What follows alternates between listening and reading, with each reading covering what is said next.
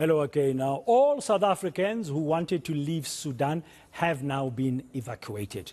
22 of them fled to Egypt by boat and were stuck there for a while because of paperwork, but have since arrived back home safely. It was a traumatic experience for many who were caught in the middle of the conflict. Mai Oman, whose family had to relocate from Khartoum, joins us now from Pretoria. I understand she tragically lost a cousin and a friend in the first few days of this conflict. May, good afternoon. Welcome to today, and thank you very much for your time. It's really tragic times for the people of Sudan, and you yourself, with that personal experience of losing family member and also a friend, must be very sad indeed. Tell us what you know, what happened.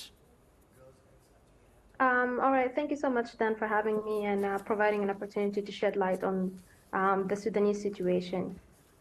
So basically, being here in South Africa, on Saturday morning, the 15th of April, I woke up to phone calls, text messages from friends and family members telling me that war has erupted. We're hearing gunshots, explosions all over Khartoum. And basically, we're going on third week now, and the hostilities are still happening in the country. It has expanded to few other states. Casualties have been reported, of course. More than 500 people have been killed. Civilian people have been killed. Roughly 49,000 people have been injured. Basically, the humanitarian situation in the country is really bad. And it doesn't seem like it's ending anytime soon, unfortunately. Yeah, and personally, your family, they experienced some losses as they were engulfed by this conflict. Yes, definitely. My family, because we live in a neighborhood that is located in the middle of Khartoum at the center. So my family was caught in fire, and at one stage, after losing a cousin and then losing a friend within the same neighborhood, they were forced to flee. They had no other option, just grab some backpacks and basically find safety. They had to relocate in the beginning to a different state, which was safer. And then finally, on the 29th, they were able to cross the border to Ethiopia. They managed to get to Ethiopia. Yeah, they are now in Ethiopia safely. Our condolences for your loss, May, and thanks for talking to us. What you said, you were receiving messages when the conflict erupted, and up to today. Is there a good sense of what's the real genesis? What's the real origin of this conflict? We've been reporting that it's a fight between two military men. Definitely, yes.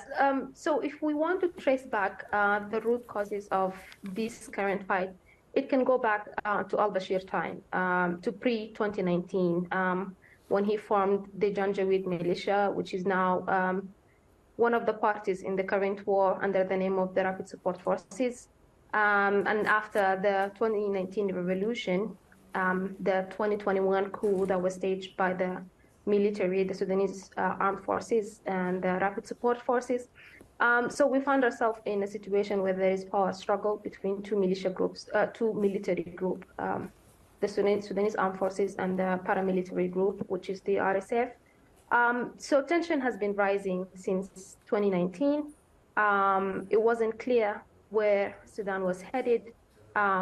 We had a good chance of finding our way to democratic rule. But unfortunately, the journey was cut short by the coup and by the military men taking power over the country. So there are numerous reasons why this tension reached its peak in this war. Power sharing, power struggle, the issue of integrating the rapid support forces into the Sudanese army. There's also political interest. There's fear of accountability for the Darfur crimes, the pre and post 2019 violations that happened in the country. So there are a lot of reasons that have led to the situation, the current situation. Is that why, May, you say it's a conflict that is not about to end anytime soon.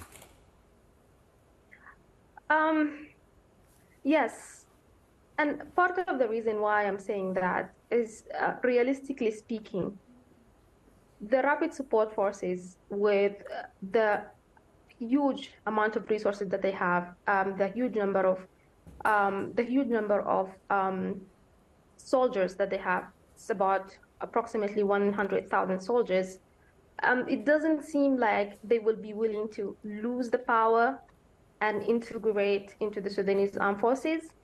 And at the same time, all the mediation efforts that have been called for from several neighboring countries have been rejected. And both leaders, both generals, they're currently calling and saying that this war will end by the death of one of them. So it's a matter of neutralizing. So it's a matter of, they say they're gonna fight to the death of one of them. Yes. Now, you said your family, that's where we began this conversation, May, and thanks for sharing with our viewers the experience of your family. They're now safely in Ethiopia, and have you been in touch recently with them as well? Are there more refugees fleeing Sudan, going to Ethiopia, for example? Yes, I am in contact with them. They did tell me that they have met Sudanese people at the border. They've met Sudanese people in Addis Ababa. And the reports show that about 4,500 people have fled into Ethiopia.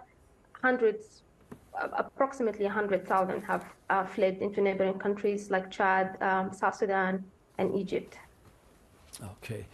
Mai Oman, thank you very much for your time and recounting your family's harrowing experience of the Sudan conflict. And grateful indeed that many of them have now made it safely to Ethiopia. Mai talking to us, of course, from Pretoria. She's a practicing lawyer and she is doing a doctoral degree currently in our country.